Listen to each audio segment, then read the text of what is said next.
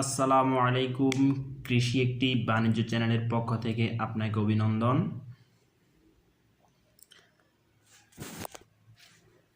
আমাদের আজকের আলোচ্য বিষয় বোরো ধানের জমিতে সঠিক মাত্রায় রাসায়নিক সার ব্যবহার। বোরো ধানের জমিতে কখন কতটুকু সার দিতে হবে, বোরো ধানের জমিতে কি কি সার দিতে হবে, এই সব কিছু বিস্তারিতভাবে জানার জন্য ভিডিওটি শেষ পর্যন্ত দেখতে থাকুন। আমরা প্রথমে আলোচনা করে নেব বোরো ধানের জমিতে কি কি রাসায়নিক সার ব্যবহার করতে হবে।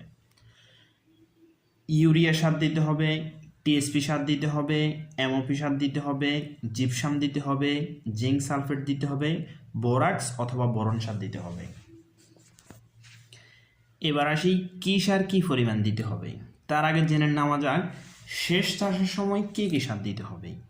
শুধুমাত্র ইউরিয়া সার ব্যতীত, ইউরিয়া এবং এমওপি সার ব্যতীত বাকি সবগুলা সারে কিন্তু শেষ চাষের সময় দিয়ে দিতে হবে। আমরা আজকে আলোচনা করব 33 শতক জমিতে অর্থাৎ 1 বিঘা জমিতে কতটুকু সার দিতে হবে, পাশাপাশি 1 হেক্টর মানে 247 শতক জমিতে কতটুকু সার দিতে হবে। আমি ভেঙে ভেঙে বলে দিচ্ছি।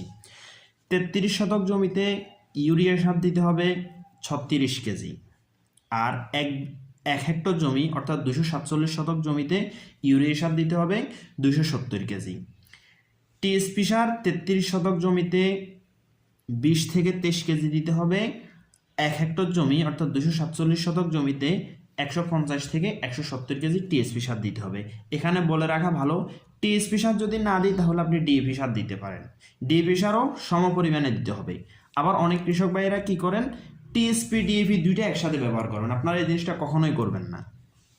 এমওপি সার 33 শতক জমিতে দিতে হবে 20 থেকে 22 কেজি। 247 শতক অর্থাৎ 1 হেক্টর জমিতে দিতে হবে 150 থেকে 160 কেজি।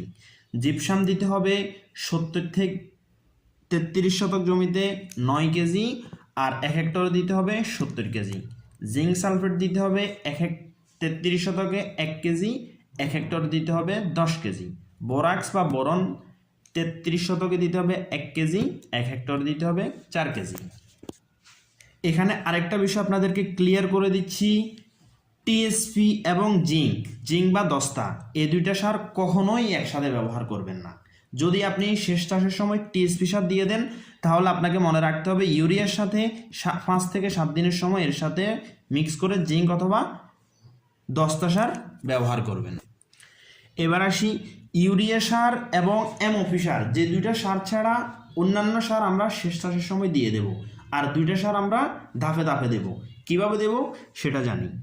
ইউরিয়া সার দিতে হবে চারা রোপণের 5 থেকে 7 দিন পর, অর্থাৎ যে আমরা 33 শতকে 36 কেজি দেব এটাকে সমান 3 ভাগে ভাগ করব। 3 ভাগে ভাগ করে আমরা 3 কিস্তিতে প্রয়োগ করব। তাহলে প্রথম কিস্তি দেব 5 থেকে 7 দিন পর 3 ভাগের 1 অংশ, এরপরে দেব অর্থাৎ দ্বিতীয় ভাগ দেব 35 থেকে 40 দিন চারা রোপণের, 35 থেকে 40 দিন পর আমরা দ্বিতীয় কিস্তি সার ব্যবহার করব। আর তৃতীয় কিস্তি অর্থাৎ শেষ কিস্তি দেব 50 থেকে 55 দিন পর ইউরিয়া সার প্রয়োগ করব। আর এমওপি সার আমরা ব্যবহার করব দ্বিতীয় অংশ, শেষ চাষের সময় দিয়ে দেব 1/3, আর বাকি যেগুলো আছে ওগুলো দেব তৃতীয় কিস্তিতে ইউরিয়া সারের সাথে মিক্স করে দেব। এই সার ব্যবহারের ক্ষেত্রে আমাদেরকে কিছু সাবধানতা অবলম্বন করতে হবে। সেটা হচ্ছে সার উপরি প্রয়োগের আগে অতিরিক্ত পানি জমে থাকলে বের করে দিতে হবে, এবং সার প্রয়োগের 2 থেকে 3 দিন পর্যন্ত জমিতে প্রয়োজনীয় পরিমাণ পানি ধরে রাখতে হবে।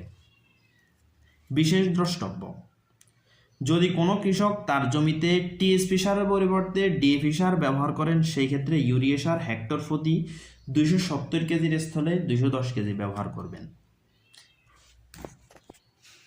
এই সারের পরিমাণ হচ্ছে বড় মৌসুমে হাইব্রিড ধানের জন্য, আর আমাদের 2টা মৌসুম আছে আউশ এবং আমন, সেগুলো নিয়ে আমরা যথাসময়ে সঠিক সময়ে ভিডিও নিয়ে আসব।